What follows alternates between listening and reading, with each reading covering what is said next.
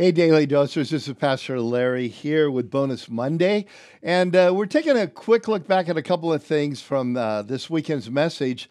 Jesus' short little 7-verse letter to the church at Ephesus, a once great church that was still doing a lot of great things, but had lost its first love. It was no longer loving one another, and it was no longer loving outsiders in the very practical sense of what the Bible calls agape love, that action word that shows love for one another. And what I want us to note is how quickly that happened. I took a little time and traced how you could see the slow drift through the book of Ephesians, 1 Timothy, John's letters, and then finally Jesus in Revelation chapter 2. But what we need to realize, and what I want to point out to you, is the church at Ephesus was younger than North Coast Church. It went from maybe arguably the greatest church in the New Testament to Jesus saying, I'm not going to show up anymore in 40 years. North Coast Church is about 46 years old or so. Nance and I came in 1980 to a small little group that had been already meeting for a couple of years. And so it'd be a few years ago, if we were them, that the Lord would have showed up and said, I'm not coming anymore. That's how quickly it happens. You see, the slide is slow, but it actually is a lot faster than we would think. There's an old saying, the years go slowly, the decades go quickly. And I think that's kind of what happened there. Now, how does that apply to us? What do we need to learn? Well, you know, those little steps of compromise we have in our life, they seem like little steps, but over a period of time, they become a very, very long journey. And when it comes to having the love that is such an important thing, Jesus says if you don't have it, all the good is discounted. In 1 Corinthians 13, he said the same thing to the church at Ephesus.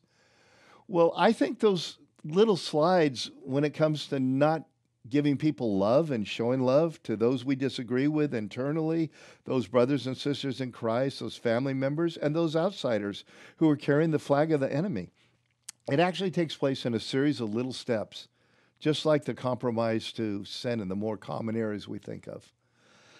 You know, Jesus, speaking about money in Luke chapter 16, says this: if you've not been trustworthy in handling worldly wealth, who's going to trust you with true riches? He says the little thing's the first test. Well, that passage is about money, but the principle is the same. If I can't handle the need to love and return with kindness and to not keep track of wrongs, to show the compassion the Lord showed to me, to forgive as I've been forgiven, if I have like just, there's only one or two little people or situations I feel that for. Oh no, when I hear that name, I just despise them, but everybody else I love. It's those little things that begin to take root in our soul.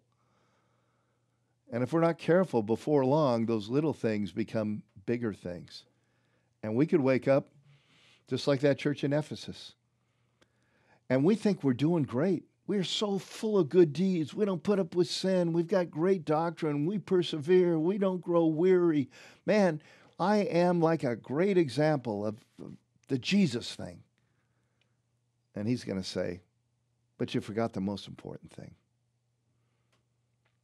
It happens slow, but it happens quick. A church, the greatest church, far better than North Coast has ever been in the book of Acts. The church in Ephesus, in less time than North Coast has been around, was a church Jesus stopped showing up at. And that's not just a church, because a church is made up of individuals just like you and me. The little things matter, not just in the creeping of sin into our lives, but the loss of love.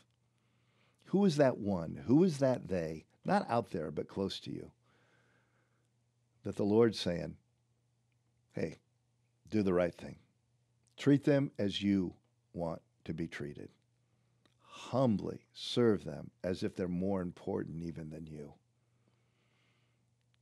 Love them that way. And guess what? The cancer can't spread.